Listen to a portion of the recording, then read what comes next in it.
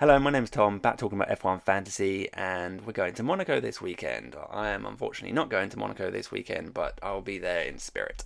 And I want to start this video by apologising for the extra deep voice, because even in the infancy of the British summer, I still managed to contract a cold somehow, so you'll just have to put up with deep potpanman for today. So we're going into Monaco, and what I think is going to be a very interesting race. Now, I know Monaco gets a lot of stick for having uninteresting races, you can't overtake, blah blah blah. But I actually think it gives quite a nice different dynamic. And dear God, do we need a different dynamic in F1 Fantasy right now? And I actually do think that this weekend is potentially an opportunity to change things up, which I'm going to discuss in this video. Obviously, we've been stuck very rigidly with our triple Red Bull, triple Aston Martin plus budget bingo every week, which I seem to be getting wrong every week. But there we go. Um, I think I think honestly that Monaco is an opportunity potentially to change things up and make some gains. Obviously, if we change it up and it doesn't pay off, we're going to get hurt pretty bad. And that's the bottom line is how much risk do you want to take? What sort of fantasy manager are you? But we're going to go look at the options anyway. So obviously, option number one is the staring you right in the face already. It is the triple up on Red Bull, Aston Martin, and the budget. This is my current team at the moment, and I'd be quite happy just to leave it as it is and just go into Monaco and not worry about it.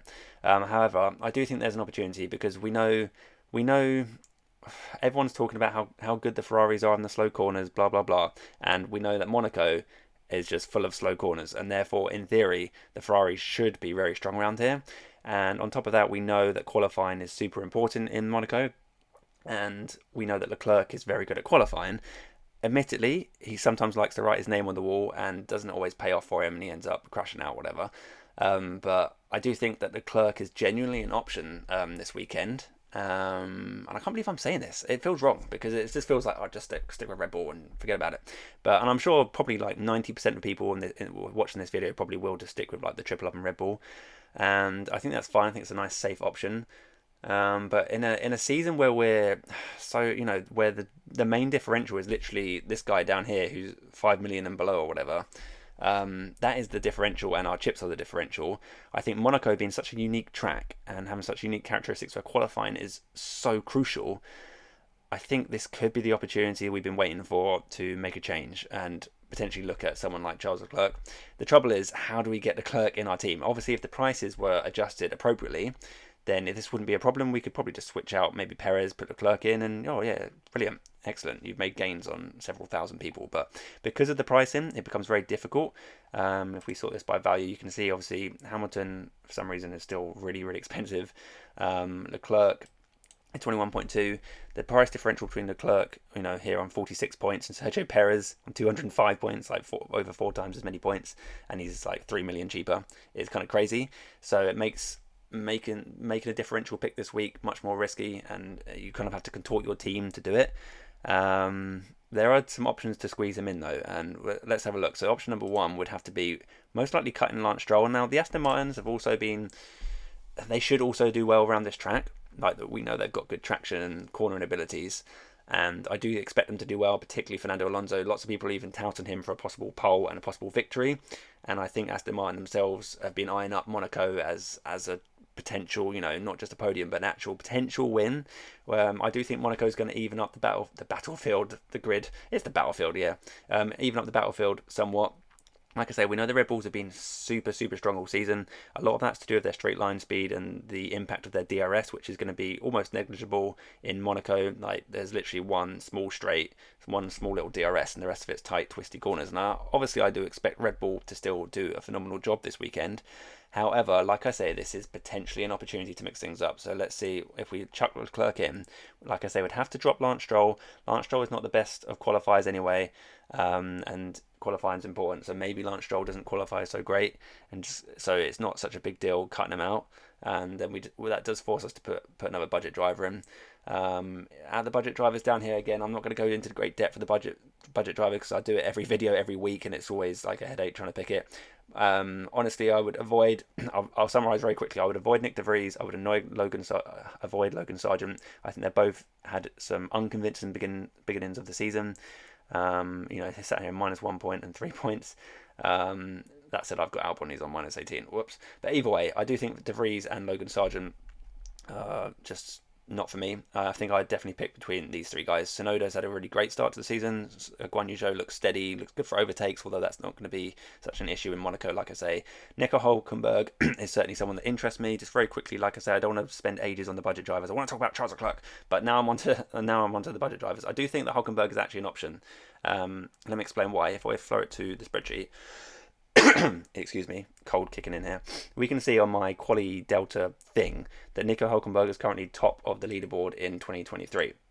This is based on, if I flow over to Bahrain as an example, what I do is I average out FP1, FP2, FP3, average them out and then rank them accordingly, and that gives us a hypothetical qualifying, and then I work out how close each driver was from the hypothetical qualifying position to their actual qualified position, and then I put that into, I just do a quick average out sum basically, and then rank everyone. And so far this season, Nico Hulkenberg has been super accurate, and let me just exactly demonstrate what I mean. So in Bahrain, Hulkenberg was predicted on my predictor thing as P8, and he qualified in P10, which is reasonable. In Jeddah, he was predicted P11, and he got P11. In Melbourne, he was predicted P10, he got P10. Imola obviously was quite literally a washout. In Miami, he was predicted P11 and got P12. So you can see the trend here of Nico Hulkenberg from the practice sessions into qualifying so far. I know it's a small sample size, I know, but it's all we got to go on. So work with me here. I do think that Hulkenberg is potentially a good option if he is proven to be very strong in the practice sessions. If we just quickly throw it back over here, we see Hulkenberg is kind of down the bottom here for positions gained and lost, so he's actually losing positions on average, and that's why I don't think he's been a good pick so far. But I don't expect many, if someone qualifies P8, I don't expect them to end up like P14 or whatever. I think if Hulkenberg can qualify P8 or P9 or whatever, then he may be able to hold that position in Monaco, and he might actually be worth a couple of points. So he's worth consideration, even though he's not great for overtakes and in general. But again, I think Monaco is that opportunity to change things up a little bit.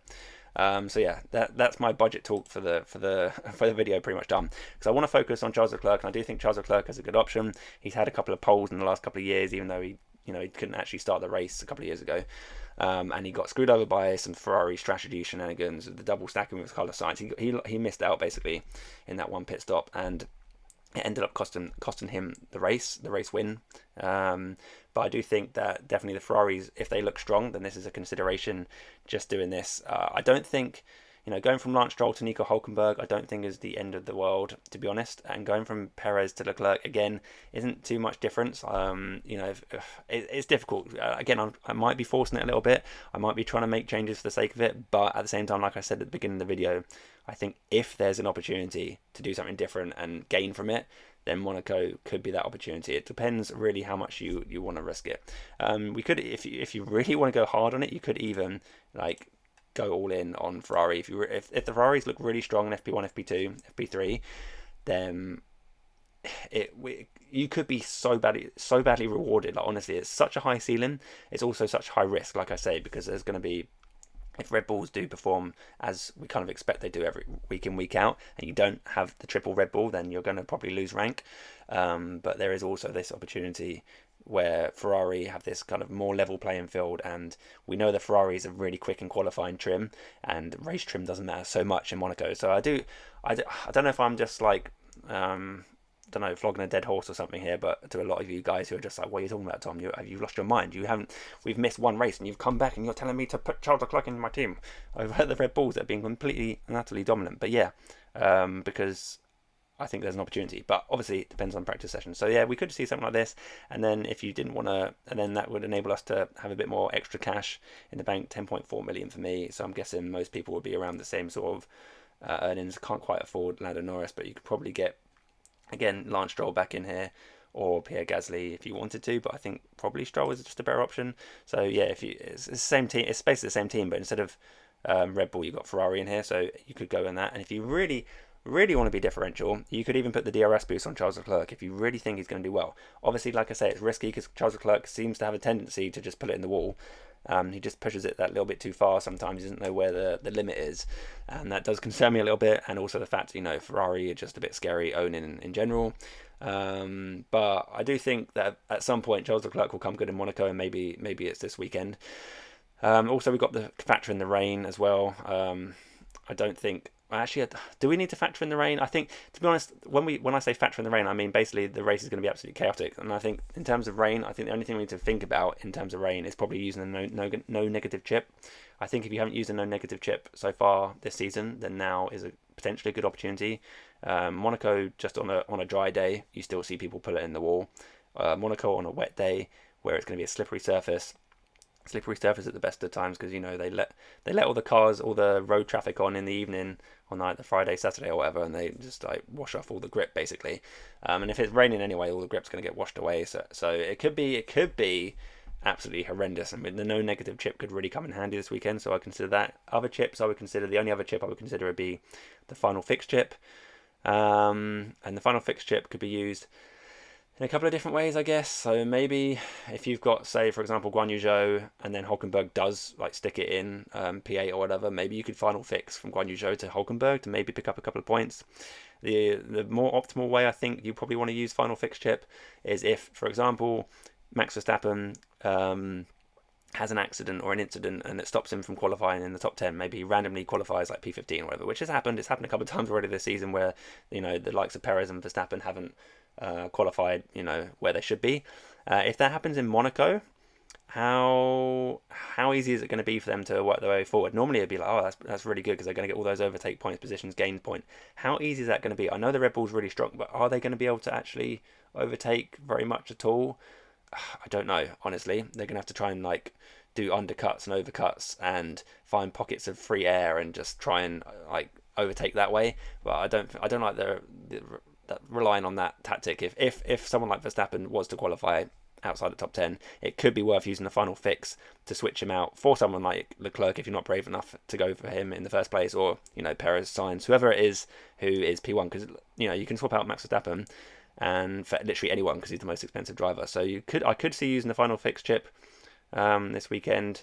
Just depends how much you trust Max Verstappen to climb through the field if something like that does happen in qualifying. Obviously, on any other racetrack, I'd 100% trust him. But being Monaco, it could be an opportunity to use final fix and maybe make some gains. But yeah. Regarding the other chips, I probably won't be using any of them this weekend. So the only other thing I would want to talk about is upgrades, and the upgrades were supposed to come for a lot of teams in Imola. Lots of teams were excited about bringing upgrades, testing them out on a nice, easy, reliable kind of track that people know and is kind of safe-ish.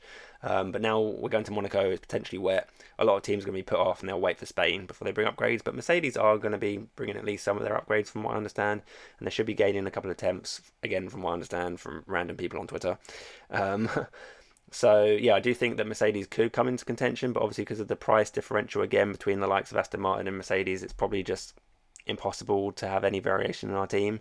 If Fernando Alonso was priced appropriately at like 20 million, then, we could be like, oh, we could potentially swap out Fernando Alonso for George Russell or Lewis Hamilton. But, Fernando Alonso is like half their price or even less than that. So that's not going to happen. But I do think that Mercedes should be on our radar going forward. If not Monaco, then definitely going, in Spain and beyond. Because I do think that they're going to come back. They're not going to languish down in P4, P5 forever, are they? So yeah, I do think Mercedes are on the radar, but probably not for this race unless they absolutely smash the practice sessions. So for me, I think to sort of summarise my thoughts, I think if I want to play safe and be sensible and be patient, I have been an advocate of just being patient through this season and, just stick to the triple Red Bull, just stick to the triple Aston Martin, be boring and get the points, and eventually we'll be able to differentiate our teams and have some variation and make the gains later on in the season. And while I still am an advocate of that, I do think that we have to strongly consider Monaco being an exceptionally unique track where we might have to consider changing it up slightly. And if it falls flat on our face, then when you confirm your team going into the deadline, and if you've chosen to go the Ferrari route, that's a bit of a tongue twister, then you have to accept that if it doesn't work out, you will drop rank. However, if it works out, Leclerc gets that pole, which I kind of almost expect him to. Not just that I wouldn't be surprised if Leclerc gets pole, but I would actually kind of currently expecting him to get pole pre-practice sessions. Obviously, that could completely change after practice sessions, but So yeah, it kind of boils down to what happens in the practice sessions and how brave I'm going to be as to whether I'm going to go with any sort of Ferrari build. One thing I will say is that I'm not taking Max Verstappen out of my team, even if I do end up taking out Red Bull from my team, because I do think that Max Verstappen, regardless if Leclerc looks stronger or whatever, I just think Max Verstappen's just too good to not have in the team, and I think it's just it's just kind of criminal to not have him. So, what I guess one other thing as well, like I've already touched on, that Aston Martin are looking like they're going to be really strong this weekend. People touting Fernando Alonso as his possible 33rd win, and etc. etc. Depends how swift he is around the track. Oh dear, why did I say that? But yeah, honestly, I do think Fernando Alonso is actually a contender potentially for winning the race, and we could potentially, again, if you just want to play it safe and you want to go triple Red Bull, triple Aston Martin, then maybe your differential could be putting the DRS boost on Fernando Alonso. You know, if he does end up winning the race and he would 100% get driver of the day without a doubt. That would give you an extra 10 points, double that, 20 points. Suddenly you're flying. Similar sort of story for Charles Leclerc. If you want to put the DRS boost on him, if you want to go super differential, put the DRS boost on Leclerc. If he won the race, again, he would 100% get the driver of the day, another 10, 20 points for you, because it's his home race. You know, he's had lots of trouble and woe over the years, but I think he's due a good race in Monaco, so we'll see. So like I said, there's plenty of opportunity here to do differential things, but I also wouldn't fault a single person, including myself, if we just stuck with the same old boring Red Bull, Aston Martin, pick a budget guy. So yeah, that's kind of where my thoughts are at the moment. We'll see what the practice sessions bring, and then we'll re-evaluate and lock in our teams ahead of the deadline. So yeah, hope you have enjoyed my ramblings. I hope it hasn't been too whiffly waffly, but you know, that's just how I roll. And I'll catch you soon ahead of the Monaco deadline for some more fantasy thoughts. Thanks very much, and bye.